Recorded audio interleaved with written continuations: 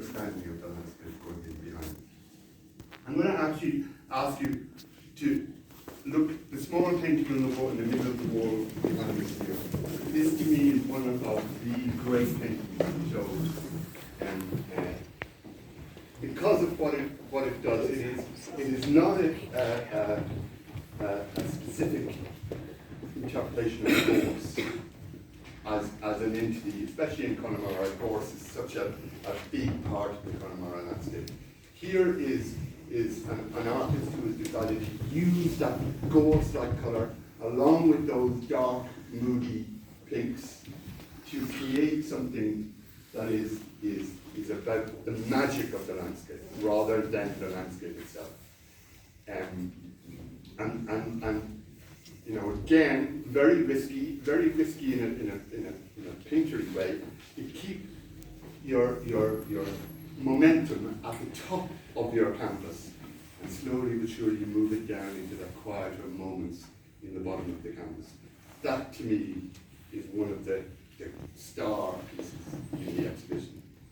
And then having a conversation with it opposite it is this other painting which has everything of a bog.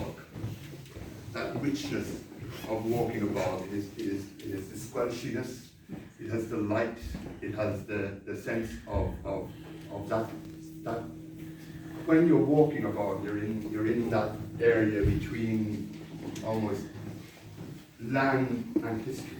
You know, the two things are colliding with each other.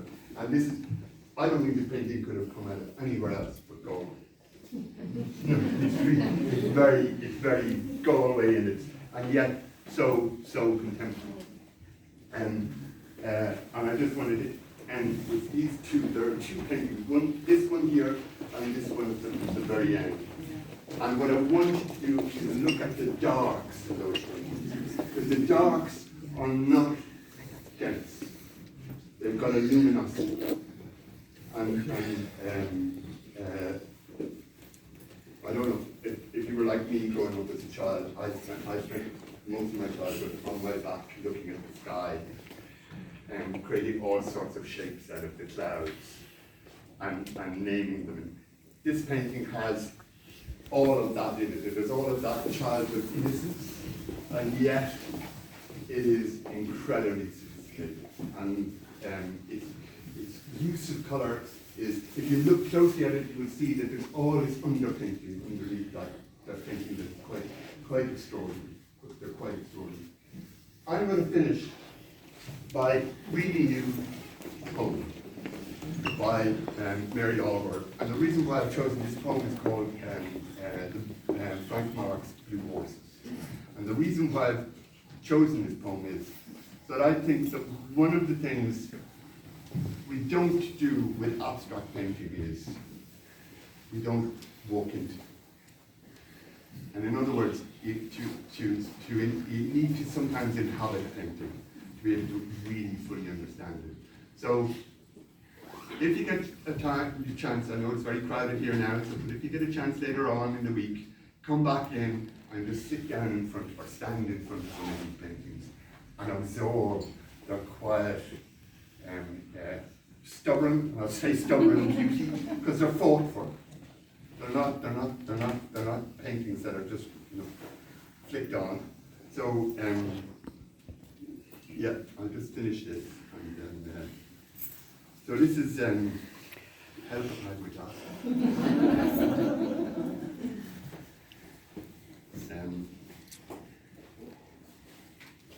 This is, I don't know if any of you know Mary Oliver's work. She was totally opposite to me in yet her poems, but she was very much involved in American Christian evangelist thinking and writing, and yet she wrote about nature in a way that very few other writers have ever written about it. So this is called Frank Mark's Blue Horses. I stepped into the painting of 4 blue horses. I'm not even surprised that I can do this. One of the horses walks towards me, his blue nose noses me lightly. I put my arm over his blue mane, not holding on, just commingling. He allows me my pleasure. Frank Mark died a young man, shrapnel in his brain. I would rather die than try to explain to the blue horses what war is. They would either faint in horror or simply find it impossible to believe. I do not know how to thank you, Frank Mark. Maybe our world will grow kinder eventually. Maybe the desire to make something beautiful is the peace of God that is inside each of us. Now, all four horses have come closer, are bending their faces towards me as if they have slipped down. I don't expect them to speak, and they don't. If being so beautiful isn't enough, what could they possibly say? So I want to finish it saying, well done. This is an extraordinary body of work. You should be really proud. But all of you should be really extraordinary. We're genuinely, I reckon, that 100 years from now, people will be standing in front of these paintings going, wow. And